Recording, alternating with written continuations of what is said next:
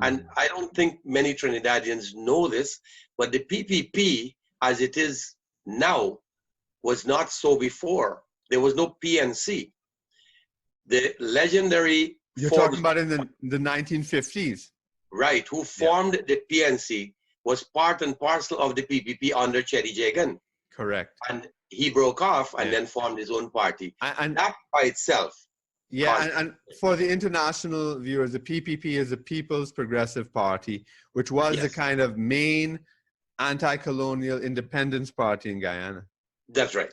Led by the... What you're pointing to is very interesting. I just want to point out, because in Jamaica, it's the same thing. The People's National Party had the two leaders in it that eventually became kind of political enemies, Bustamante and Manley. And just like in Guyana, Burnham and Cheddi Jagan were together in the same party, and they split. And both in Jamaica and Guyana, that split had a lot of violence in it. Well, the result of that split, though, and that we're feeling it even today, has caused a division between the ethnic groups. On one side, I'll have to say nicely, the Africans, and on the other side, the Indians. Yeah. That has not stopped. No matter what they say, no matter what they do, that division is still there.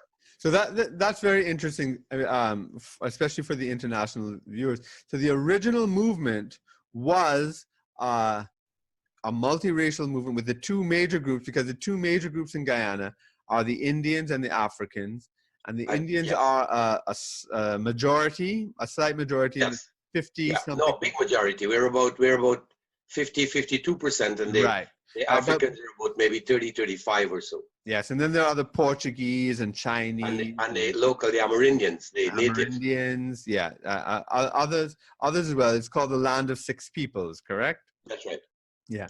So the Land of Six People, but the two biggest ones are the Indians and the Africans. And the Indians are the biggest, and so it was a multiracial movement, and it split. And what you're saying is that split in the 50s